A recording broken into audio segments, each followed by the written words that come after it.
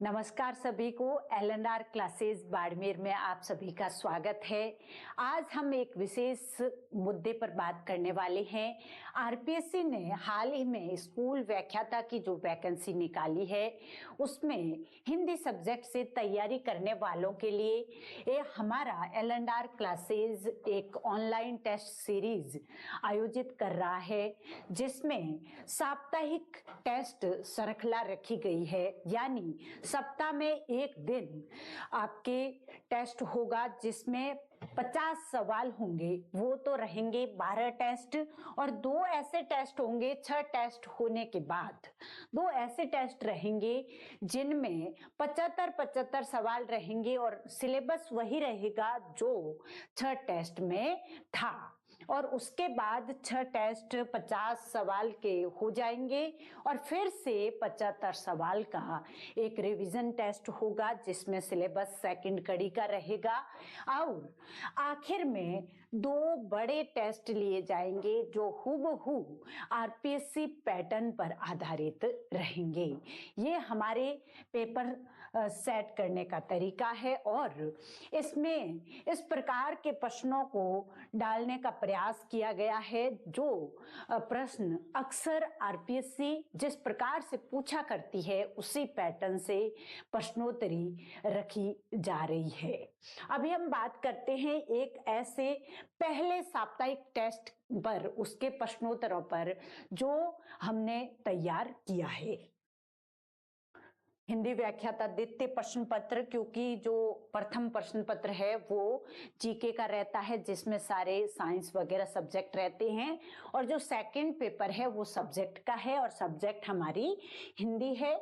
उसका यह जो साप्ताहिक टेस्ट है वो 50 प्रश्नों का रहता है और उसमें से पहला प्रश्न है। ये टेस्ट साप्ताहिक जो टेस्ट आयोजित हो रहे हैं वो सिलेबस के अकॉर्डिंग हो रहे हैं। कुछ टॉपिक्स उच्च माध्यमिक स्तर से लिए गए हैं, 3 टॉपिक्स, और उसके बाद स्नातक स्तर और स्नातकोत्तर स्तर, तीनों स्तर को एक साथ शामिल किया गया है। तो पहले स्तर में व्याकरण आ रही है और व्याकरण में टॉपिक है पर्यायवाची, और वहां से सवाल आ रहा है पर्यायवाची शब्दों की दृष्टि से कौन सा विकल्प असंगत है। यह सवाल है। देखिए, अचेत, मूर्छित, बेहोश, बेखबर, यहाँ पर सवाल क्या पूछा गया? असंगत कौन सा है? असंगत कौन सा है?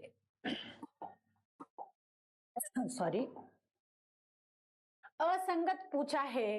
तो सबसे पहली बात तो हमें क्या करना है, असंगत का मतलब क्या हुआ, गलत कौन सा है, इस बात पर आपको ध्यान देना पड़ेगा।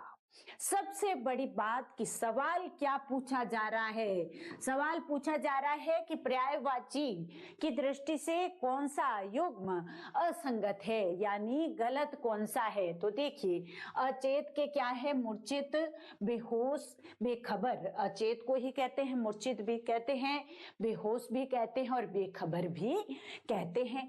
दूसरा है अज्ञ, अज्ञानी, बेसमझ, अभिज्ञ। एक बार सभी को पढ़ लेते हैं। अगला है अनिवार्य, अपरिहार्य, बाध्यकर, आवश्यक। और चौथा है आकाश गंगा, स्वर्ग नदी, स्वर्ग में बहने वाली नदी, सुर नदी और मंदाकिनी।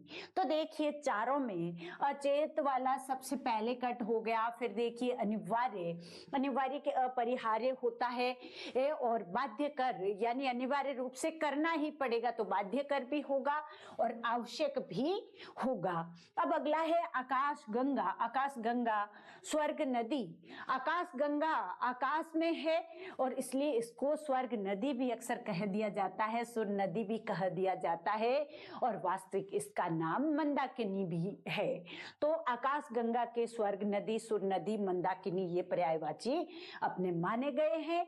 तो अब अज्ञ के देखिए, अज्ञ का अर्थ होता है अज्ञानी, बेसमझ, और अभिज्ञ जो है वो क्या है, इसका विलोम शब्द है अभिज्ञ, सब कुछ जानने वाला या निपुण, प्रवीण, ज्ञानी, अभिज्ञ कहलाता है। तो अभिज्ञ जो है ये अनभिज्ञ का या अज्ञ का क्या है, विलोम है। अभिज्ञ क्या है, विलोम शब्द है, इसलिए ये यहाँ पर पर्याय नहीं है। तो ये ऑप्शन बी राइट हो जाएगा। बिल्कुल, थोड़ा सा हम अगर पूरा अपना ध्यान केंद्रित करें तो बिल्कुल सवाल को हम सटीक तरीके से कर सकते हैं। और कोई भी सवाल न तो टफ होता है न आसान होता है, हम उसे किस प्रकार से लेते हैं उस पर डिपेंड करता है। किस विकल्प में संधि से निर्मित गलत शब्द है, सीधा ही लिखा हुआ है गलत विकल्प पूछा गया है। तो देखिए, पुस्तक धन आल्य क्या बना, पुस्तकालय। अधन आ बराबर क्या होता है, अधन आ बराबर आ होता है। और किसका है, दीर्घ संधि का उदाहरण है। कौन सी संधि होगी यहाँ, स्वर संधि का एक भेद है दीर्घ संधि, वो यहाँ पर होगा पुस्तकालय में, पुस्तक धनालय पुस्तकालय।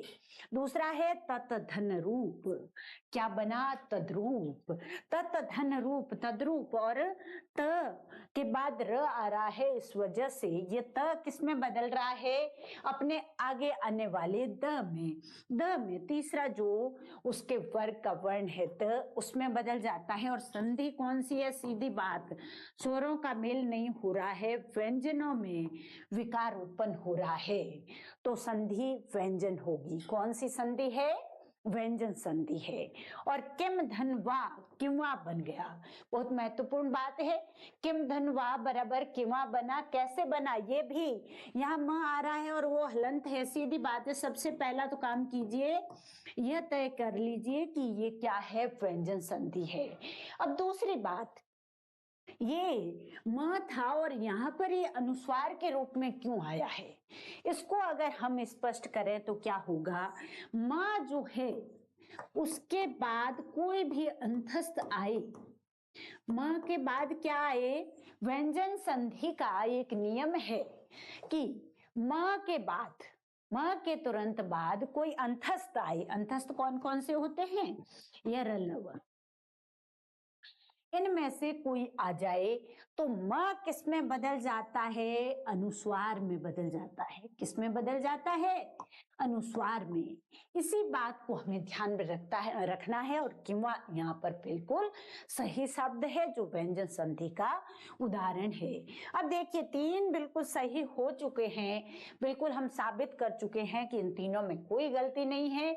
और चौथा अपने पास है सौधन ईर, क्या बना, स्वर, क्या बनेगा, स्वर, स्वर मतलब आई की मात्रा लगेगी। अधन ई बराबर होता तो क्या है, अपने गुण संधि के अनुसार तो ए होता है, लेकिन ये तो गुण संधि का नियम है, लेकिन ये क्या है, अपवाद है। ये क्या है, गुण का अपवाद है। और ये शब्द होगा स्वर। शुद्ध शब्द क्या होता है, स्वर। और ये ध्यान दीजिएगा, ये बहुत महत्वपूर्ण शब्द है स्वर, वेरी इंपॉर्टेंट, आप करके कर सकते हो। स्वर जो है महत्वपूर्ण है क्योंकि अपवाद है, और अपवाद अपने आप में महत्वपूर्ण होते हैं। तो ये अपवाद क्यों है, इसका क्या कारण है कि ये अपवाद है, क्योंकि अधन ई बराबर ए होता है, नॉर्मल वे में गुण संधि में ये होता है, लेकिन यहाँ आई की मात्रा आ रही है। किसकी मात्रा आ रही है, आई की। और यहाँ मेल किसका हो रहा है, अ और ई का। अ ई बराबर आई बन रहा है, इसलिए ये क्या है, अपवाद है। इस बात पर हमें विशेष ध्यान देने की आवश्यकता है। अगला है, निम्न में से वृद्धि संधि का उदाहरण है। वृद्धि संधि का, कौन सी संधि पूछी जा रही है, एक एक वाली वृद्धि संधि पूछी जा रही है। तो देखिए, सबसे पहला ऑप्शन तो अक्षोहिणी। अक्षोहिणी शब्द अक्सर पूछा जाता है और न किस में बदल रहा है, अंतिम वाला ण में बदल जाता है, ये एक नियम है। और अक्ष धन उहिनी, तो अधन उ है, क्या है, अक्ष में अ है और इधर उ है, तो सामान्य सा अपने नियम क्या है, अधन उ बराबर ओ बनता है। ये गुण का नियम है, गुण संधि। गुण संधि का नियम क्या है? अ धन उ बराबर क्या बनता है? ओ बनता है। लेकिन यहाँ क्या बन रहा है? यहाँ बन रहा है आऊ। तो आऊ बना है तो ये भी गुण का अपवाद है। लेकिन आऊ बनने से क्या हुआ? मूल तो वही है, वर्ण अ धन उ है, तो है गुण ही, लेकिन गुण का अपवाद है। तो ये पहला ऑप्शन किसका उदाहरण है?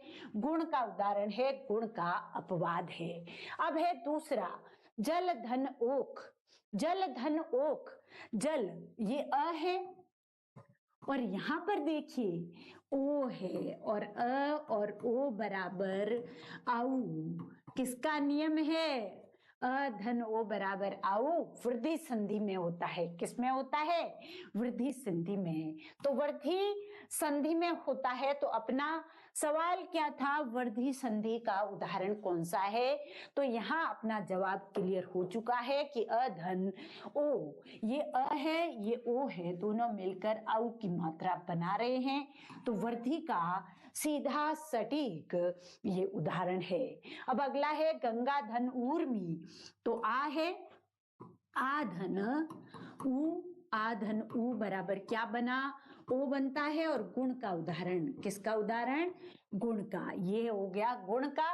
और अगला है नदी धन अर्पण। ध्यान दीजिए, ये है ई, ये ई है और ये अ है। ई और अ मिलकर क्या बनते हैं? नद्यर्पण जो शब्द बनेगा, ई धन अ बराबर ई, बड़ी वाली ई है और अ है, यह बनेगा। क्या बनेगा? यह।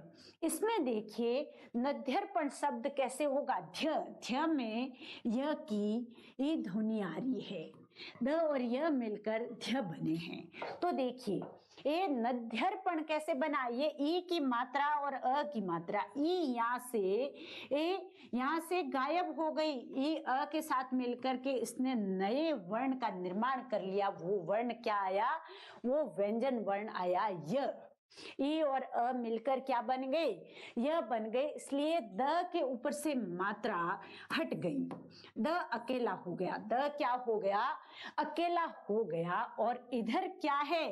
अर्पण है। अर्पण, अर्पण में से अ इधर चला गया, अर्पण, अ की मात्रा इधर चली गई, और इधर जाने के बाद जो बचा है वहां से ये नद्यर्पण शब्द बनेगा। नदी धन अर्पण, ई धन अ बराबर यह बनेगा, और यह बनते ही संधि कौन सी हो जाएगी? यण संधि। कौन सी संधि? यण संधि। ये उदाहरण किसका है? यण संधि का। ई धन अ किस में आते हैं? यण में। ई धन अ बराबर यह बना, नद्यर्पण शब्द हो गया। द था और द में यह मिल गया तो ध्य बन गया। द हलंत था, द कैसा है?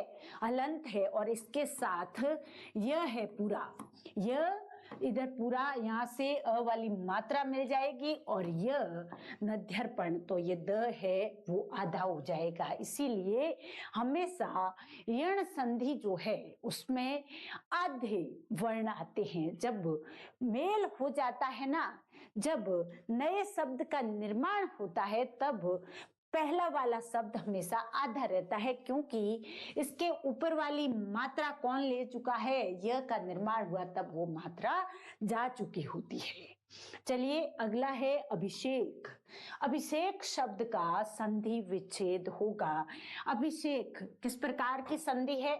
सबसे पहले तो ये पता करना पड़ेगा। देखिए ये है और सीधा से आ रहा है, यहाँ पर भी से आ रहा है, यहाँ पर भी से आ रहा है, यहाँ पर भी से आ रहा है। तो सीधी देखने वाली बात है कि सीधे व्यंजन आ रहे हैं, तो स्वर संधि का कोई भेद नहीं होगा। अभिषेक व्यंजन का उदाहरण है। सीधा पता चल गया कि ये उदाहरण किसका है? व्यंजन का। उदाहरण किसका है? व्यंजन का। और व्यंजन संधि में भी अब देखना पड़ेगा, अभी यह विसर्ग है तो नहीं होगा, और ये भी नहीं होगा, विसर्ग आ रहा है। और ये शेक ये वाला क्यों नहीं होगा? इसका एक मुख्य कारण है। इसका कारण ये है कि ये क्यों नहीं होगा, क्योंकि ये जो ई है उसके साथ ये स मिलकर इसके ई के बाद ये स आता है तो नया जो निर्माण होता है, इस स का रूप परिवर्तन, ई तो ई रहेगी, इसमें कोई परिवर्तन नहीं होगा, ये अपनी जगह पर मौजूद है। लेकिन ये स किस में बदल जाएगा? श में बदल जाएगा, मूर्धन्य में बदल जाएगा। किस में बदल जाएगा? मूर्धन्य श में बदल जाएगा। ये हमेशा ध्यान रखिए, व्यंजन संधि का एक नियम है। ई हो या फिर ऊ हो, दो वर्ण होते हैं, दो स्वर है, ई और ऊ, उनके बाद ये वाला स आता है, दंते स आता है, तो वो स किस में बदल जाता है? दंते स बदल जाता है मूर्धन्य स में। इस बात को आप गांठ बांध लीजिएगा। ई ऊ इधर है, व्यंजन संधि का उदाहरण है, और यहाँ पर स दंते मिल रहा है, तो ये स दंते वाला किस में चला जाएगा? सीधा मूर्धन्य श में चला जाएगा। तो ये हो जाएगा इसका उत्तर, अभिधन शेख, अभिषेक। अगला है, किस विकल्प में संधि से निर्मित गलत शब्द है? यानी संधि से निर्मित गलत शब्द पूछा जा रहा है। आधन छादन, क्या बना? आच्छादन। आ है सबसे पहले, आ है, और उसके बाद क्या मिल रहा है? छ मिल रहा है। तो इस छ का ये एक नियम है कि ये क्या करता है? जो आ है, एक स्वर है, कोई भी यहाँ स्वर आए और स्वर के बाद ये छ आ जाए, तो इस छ के बाद च का आगम हो जाता है, च का आगम हो जाता है। और च कैसे रहेगा? हलंत में रहेगा, शुद्ध व्यंजन रहेगा। बस यही एक नियम है जिसकी वजह से आच्छादन में ये च हमको दिखाई देता है, और जब संधि विच्छेद करते हैं तो ये च नहीं होता, इसका आगम होता है जब इससे पहले कोई स्वर मौजूद होता है। यहाँ पर आ मौजूद है, इस वजह से तो यह व्यंजन का उदाहरण है और बिल्कुल ही शुद्ध है। अगला देखिए, गुरूपदेश। गुरूपदेश में, गुरु में तो रू छोटा है, बिल्कुल ऊ है। गुरूपदेश में क्या है? ऊ, और रू की मात्रा ऊ है, और इधर भी ऊ है, दोनों ऊ, और बराबर क्या बनेगा? सीधा सटीक सा नियम है, सीधा सटीक सा नियम है, सरल सा नियम है। ऊ धन ऊ बराबर ऊ बनता है, और यहाँ पर ऊ लिखा हुआ है, गुरूपदेश नहीं लिखा हुआ है, इस वजह से यही गलत शब्द है। गुरूपदेश इसमें गलत लिखा हुआ है, जो कैसे लिखा जाएगा? ये शब्द शुद्धि में भी कई बार पूछा जाता है। चमू धन उत्तम, ये बड़ा ऊ है इधर, और ये ऊ है, दोनों मिलकर इसी दीर्घ ऊ का ही निर्माण करेंगे, बिल्कुल सही है। और परम धन ओज में अधन ओ बराबर क्या बनता है? आऊ बनता है, बिल्कुल अपने को पता है। ओ अधन ओ बराबर आऊ वृद्धि संधि में बनता है, बिल्कुल सही बात है। यहाँ कौन सी संधि है? वृद्धि संधि है। तो यहाँ हमारा उत्तर तो कंप्लीट हो चुका है, लेकिन हर शब्द का हमें विश्लेषण करना है, क्योंकि मुख्य परीक्षा में कौन सा कहाँ से आ जाए हमें क्या पता। इसलिए जितना ज्यादा अभ्यास होगा उतना ही ज्यादा फायदा रहेगा। अब हम बात करते हैं, निम्न में से अयादि संधि का उदाहरण कौन सा है? पवन, सीधा ही पवन में क्या है? पो धन अन, पो धन अन, ये क्या है? ओ, पो में ओ की मात्रा है, ओ धन अ, ओ धन अ हो रहा है, और ओ धन अ आते ही क्या हो जाएगा? अव हो जाता है। ओ आया है पहले और इधर अ आया है, तो क्या हो जाएगा? अव बन जाएगा। अव बनना है तो देखिए, पो के ऊपर की मात्रा हट गई, प हो गया, प रहा पीछे, और इसमें अव था, अव था, अ व, देखिए अव, तो ये जो अव है, अव में से ये अ की मात्रा इधर आ जाएगी और न खुद तो है ही है, तो ये पवन क्या बनेगा? पवन। यही ध्यान देने वाली बात है। अयादि संधि में क्या होता है? अव आव ये वाले अय आय अव आव बनते हैं। ये हो गया पवन अयादि संधि का उदाहरण। महाधन उत्सव, आधन उ बराबर उ किसमें होता है बताइए? गुण संधि में। किसमें होगा? गुण संधि में। तो किसका उदाहरण है? सीधा गुण संधि का महोत्सव उदाहरण है। अगला अपना है वार्तालाप लाप। तो वार्ता बातचीत, धन आलाप, तो सीधा ये आ की मात्रा इसमें और इधर भी आ की मात्रा और क्या रहा? आ, तो दीर्घ कौन सी संधि हो जाएगी? दीर्घ संधि। और महेश्वर्य, महेश्वर्य क्या होगा? महाधन ऐश्वर्य होगा। महाधन ऐश्वर्य। तो आ है और आई है, क्या बनेगा? आई ही बनेगा। आई क्या बनेगा? आई। महाधन ऐश्वर्य, ऐश्वर्य में आई की मात्रा आती है और वापस भी आई ही रहता है। तो महेश्वर्य ये उदाहरण किसका है? मात्राओं में वृद्धि की जहां बात होती है तो वृद्धि संधि होती है। इसका एक बिल्कुल वैज्ञानिक सिस्टम चलता है। जो स्वर है वो भी सिस्टम से आगे बढ़ते हैं, फिर व्यंजन शुरू होते हैं।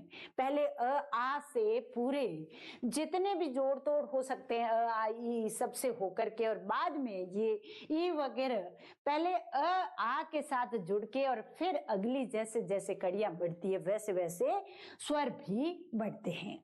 तो देखिए वृद्धि में आ धन आई बराबर आई हो गया, महेश्वर्य शब्द बन गया। ये शब्द शुद्धि में भी अक्सर शब्दों को पूछा जाता है।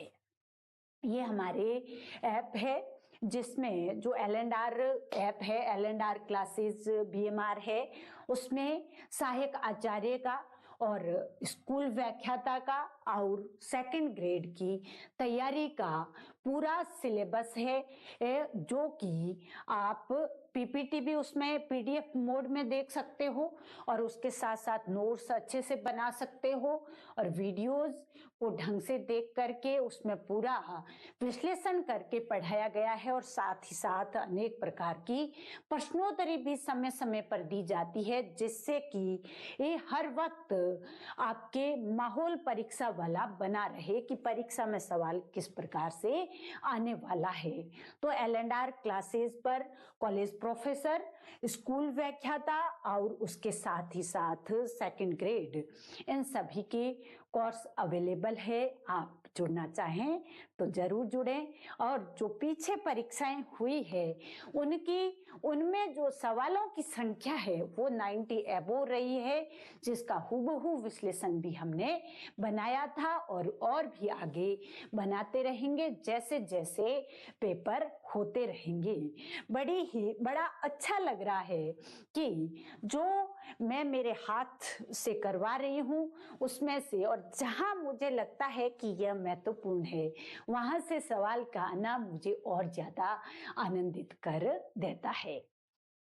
अगला सवाल है अपना, पर्यायवाची शब्दों की दृष्टि से कौन सा विकल्प असंगत है? नदी के है सरिता, अपगा नहीं है आपगा। आपगा, सरिता, आपगा, सरी, ये तो बिल्कुल सही है, लेकिन जाह्नवी किसका है? याद कीजिए, गंगा का। जाह्नवी किसका है?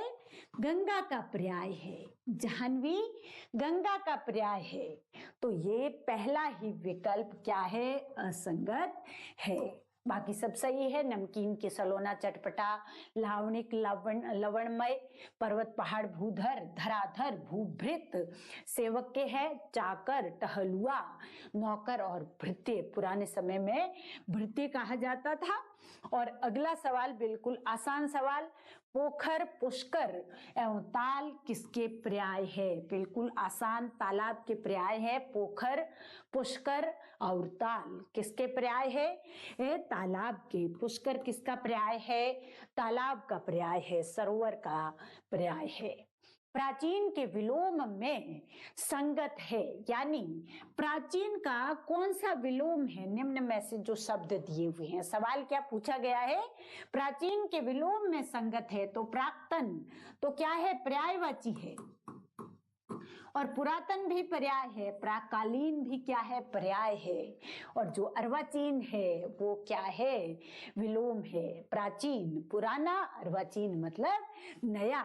इस प्रकार से किस विकल्प में विलोम शब्द असंगत है। अगला आया है, विलोम शब्द के मामले में कौन सा युग्म असंगत है। अधिकारी का क्या होगा, अनधिकारी। कैसे होगा, अन उपसर्ग लगेगा और अधिकारी। अब अनधिकारी कैसे बनेगा, न जो है वो हलंत है, इसमें अ मिलेगा तो क्या बन जाएगा, अनधिकारी, अनधिकारी। इस प्रकार से। और अधिगम्य का क्या होगा, अनधिगम्य होगा, न कि अवधिगम्य। वो भी वही बात है, अनधन अधिगम्य शब्द क्या बनेगा, अनधिगम्य, अनधिगम्य। क्यों बना, सीधी बात है, ये अ पड़ा है, अ जो स्वर है उस स्वर की मात्रा इस न में मिल गई और न को पूरा कंप्लीट कर दिया है, और इस प्रकार से अनधिगम्य शब्द अधिगम्य का विलोम हो जाएगा। अतिक्रमण का क्या होगा, अंतिक्रमण, अनधन अतिक्रमण क्या हो जाएगा, अनतिक्रमण। और अथ का इति, इति तो होता ही है, बहुत महत्वपूर्ण है। अथ यानी प्रारंभ करने वाला, प्रारंभ जो था, और इति यानी समापन।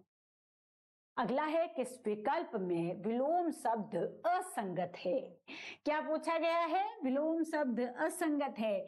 नेकी, वदी, परवर, अवर, परखर, मंद, उत्तेजन, प्रशमन। एक बार देखने में लग रहा है कि सारे ही सही है, लेकिन नहीं। नेकी का क्या होता है, बदी होता है। नेकी का क्या होता है, बदी होता है। परवर का क्या है, अवर, बिल्कुल सही है। परखर का मंद, उत्तेजन का परशमन यानी शांत करना, उत्तेजित या करना, उत्तेजन यानी उत्तेजित करना, और परशमन मतलब शांत करना। तो ये भी अच्छा सवाल था, आसान था वैसे पकड़ने वाले के लिए, तो इसमें ये सही हो गया। फिर है, किस विकल्प में विलोम शब्द युग्म सही है।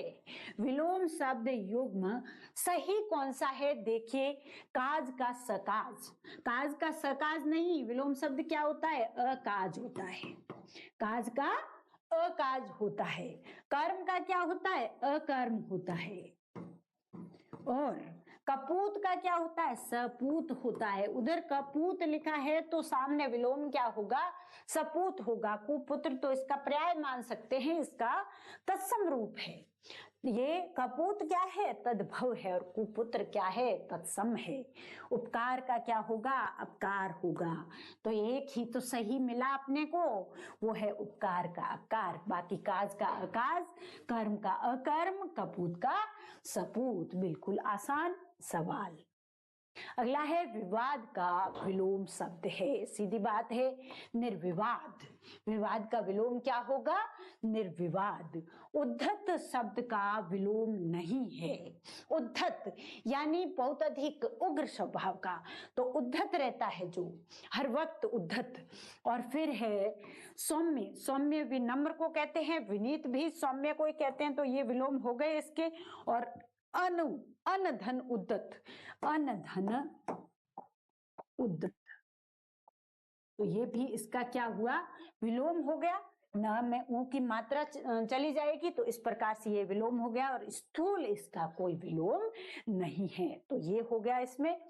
फिर ये टेस्ट सीरीज है अपनी, जो मात्र 299 रुपए की है, और उसमें इसी प्रकार के खूब सारे टेस्ट की प्रैक्टिस आप आराम से कर सकते हो, जिससे कि लगभग फरवरी एंड तक, मार्च की शुरुआत में ही आपका पूरा सिलेबस कंप्लीट हो चुका होगा अगर टॉपिक वाइज आगे बढ़ेंगे, टेस्ट के साथ आगे बढ़ेंगे। और कुछ लोगों के मन में रहता है कि टेस्ट दिया और मार्क्स कम आए तो क्या होगा। यहाँ मार्क्स कम आने से कुछ भी नहीं होने वाला है। मार्क्स तो जो मुख्य परीक्षा है उसमें कम नहीं आने चाहिए, और उसमें कम नहीं आने के लिए प्रैक्टिस करना जरूरी है। फिर है जनार्दन, किसका पर्यायवाची है? तो जनार्दन हमारे विष्णु जी का पर्यायवाची है। अगला सवाल है, विसर्ग संधि का उदाहरण नहीं है, यानी 3 विसर्ग के हैं और 1 विसर्ग का नहीं है।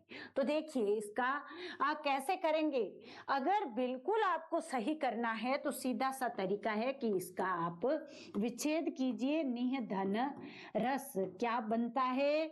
नीरस। निह धन फल क्या बनता है? निष्फल। निह धन फल। फिर सत धन मार्ग, एक बार लिखते जाइए, अपने आप मिल जाएगा। नमः धनकार,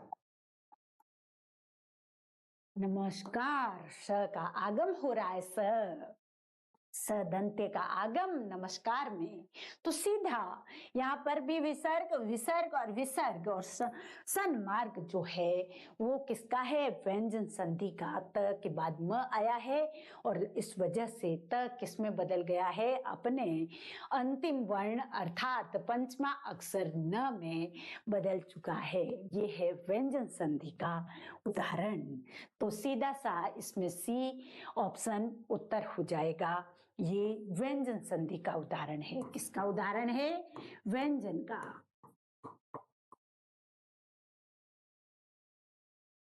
इन बातों को अपने को ध्यान रखना है। यहां तक थी व्याकरण के सवालों की श्रृंखला। अब शुरू होगा दूसरा स्तर जो है साहित्य इतिहास। स्नातक स्तर की बात करेंगे जिसमें साहित्य इतिहास मुख्य रूप से आएगा।